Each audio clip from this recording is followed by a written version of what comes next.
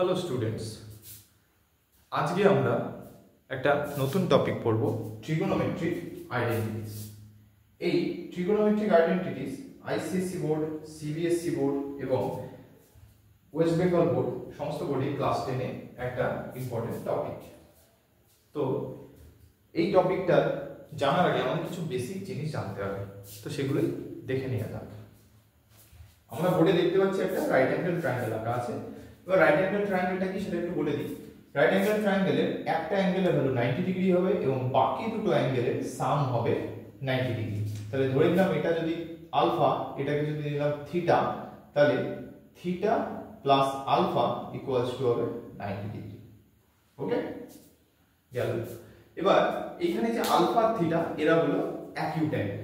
এবার অ্যাকিউট অ্যাঙ্গেলটা কি? Acute angle হলো সেই সমস্ত অ্যাঙ্গেল যে সমস্ত অ্যাঙ্গেলের ভ্যালু হচ্ছে গ্রেটার দ্যান 0 এবং লেস দ্যান 90। এখানে আলফাটাও গ্রেটার দ্যান 0 লেস দ্যান 90, একই হবে থিটাটাও গ্রেটার দ্যান 0 এবং লেস দ্যান 90।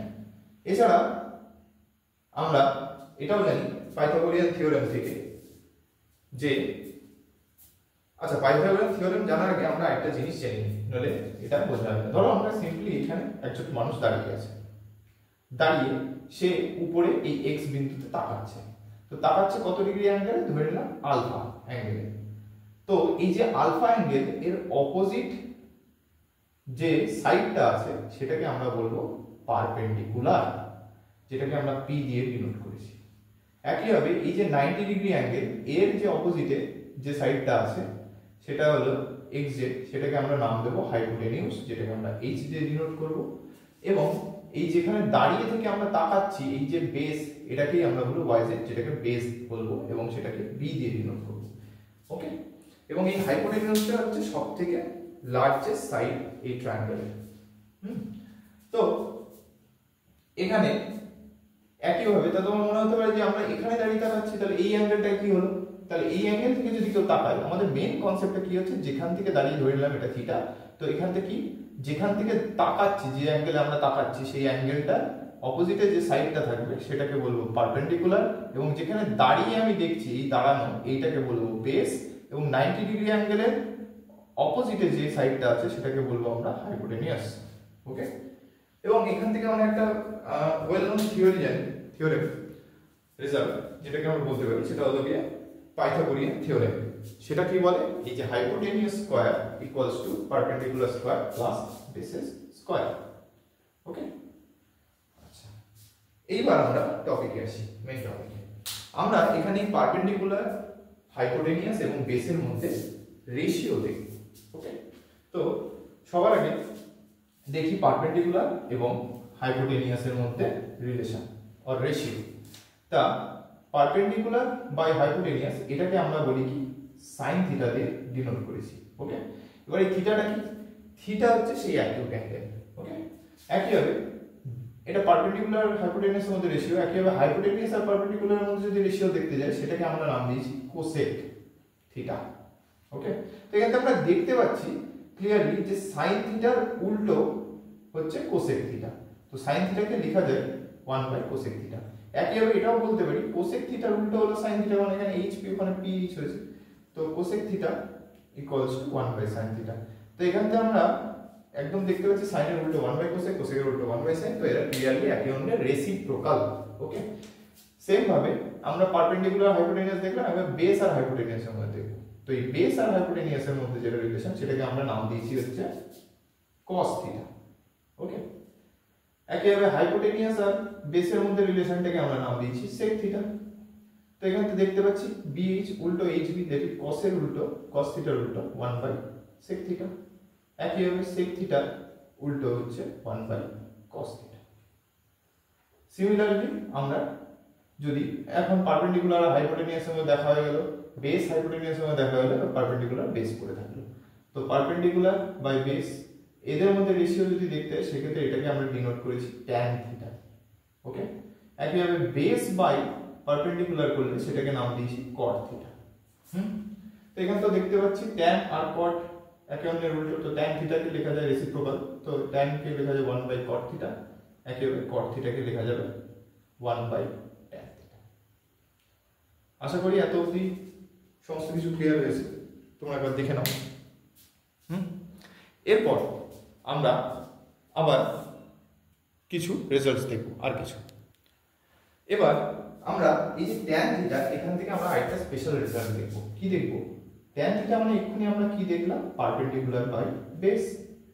এবার এই পারপেন্ডিকুলার আর বেস দুটোকে যদি আমি h দিয়ে ডিভাইড করে দিই, দ্যাট ইজ হাইপোটেনিয়াস দিয়ে, দেন এই p by h, that is perpendicular by hypotenuse, এক্ষুনি দেখলাম যে এটাকে বলবো sin থিটা। একইভাবে এই যে b বাই h, এটাকে দেখেছিলাম cos থিটা। তাহলে একটা রেজাল্ট আমরা পেলাম কি? tan theta equals to sin theta by cos theta. Similarly cot theta equals to কি? Base by perpendicular. ওকে, একইভাবে এটাকে যদি হাইপোটেনিয়াস দিয়ে ডিভাইড করে দিই, তো এখানে কি হলো? Base by hypotenuse equals to cos theta by sin theta. তাহলে একটা রেজাল্ট পেলাম tan theta equals to sin theta by cos theta, tan theta equals to sin theta by cos theta.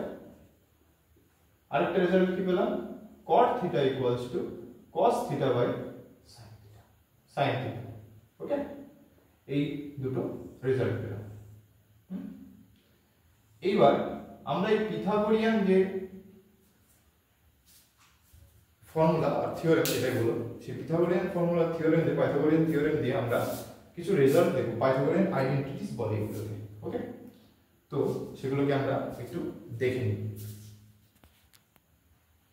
ওকে, তো sin square theta equals to এই plus cos square theta equals to 1। First result. এখান থেকে আমরা কিভাবে লিখতে পারি? যদি sin থিটাকে রেখে দিই, sin স্কয়ার থিটাকে, cos স্কয়ার থিটাকে ওইদিকে নিয়ে গেলে 1 মাইনাস cos স্কয়ার থিটা। ওকে, একইভাবে যদি cos টাকে রেখে দিই আলাদা করে, cos স্কয়ার থিটাকে রেখে দিলাম, তাহলে কি হবে? 1 মাইনাস sin স্কয়ারটা দিকে 1 minus sin square theta. Okay, এই দুটো রেজাল্ট হলো, টোটাল তিনটে রেজাল্ট। তাহলে কি? sin square theta plus cos square theta equals to 1। সেখান থেকে আমরা এই দুটোকে ইজিলি পাবো, এই রেজাল্ট দুটোকে। তো আমার মেইন মনে রাখার হলো এইটা। সিমিলারলি আমরা আরেকটা রেজাল্ট মনে রাখবো, সেটা হলো cosec square theta minus cot square theta equals to 1। ওকে, এখান থেকে আমরা এটা লিখতে পারি cosec square theta equals two cot স্কয়ারটা দিকে নিয়ে গেলে 1 plus cot square theta.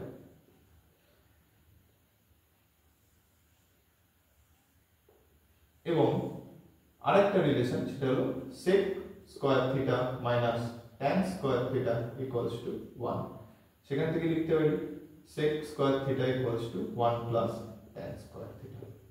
Okay, এই কিছু বেসিক রেজাল্টস আমাদের দরকার এই চ্যাপ্টারটাকে পড়ার জন্য। তো আমি এবার শেষে পুরো রেজাল্ট, যতগুলো রেজাল্ট আজকে পড়লাম সেগুলোকে এক জায়গায় লিখে দিচ্ছি। ওকে, তো আমি এখানে বোর্ডে সমস্ত ফর্মুলাসগুলো এক জায়গায় লিখে দিয়েছি। আরেকটা জিনিস, আমরা হচ্ছে sin theta equals to 1 by cosec theta বা cos theta equal to 1 by sec theta আর tan theta equal to 1 by cot theta, এটাকে অনেক সময় ডাইরেক্ট রেজাল্ট হিসেবে ইউজ করা যায়। যেমন ধরো sin theta equals to 1 by cosec theta, এটা তো আমরা দেখে নিলাম। ওকে, এই যে পরের লাইনে এটাকে যদি আমি ক্রস মাল্টিপ্লাই করে দিই, তাহলে sin theta into cosec theta equals to 1। একইভাবে এই রেজাল্টটাকে ডাইরেক্ট দিয়ে দেয়। একইভাবে sec theta equals to 1 by cos theta, তো সেখান থেকে লেখা যাবে sec theta into cos theta equals to 1। একইভাবে cot theta equals to 1 by tan theta, সেখান থেকে লেখা যাবে tan theta into cot theta equals to 1। Okay, এই কিছু আমাদের বেসিক রেজাল্ট ছিল যেগুলো আজকে আমরা আলোচনা করলাম, এবং নেক্সট দিন আমরা এর এক্সাম্পলস এবং কোশ্চেন্স যত হয় সবগুলো করব। আজকে এইটুকুই থাকলো। Thank you.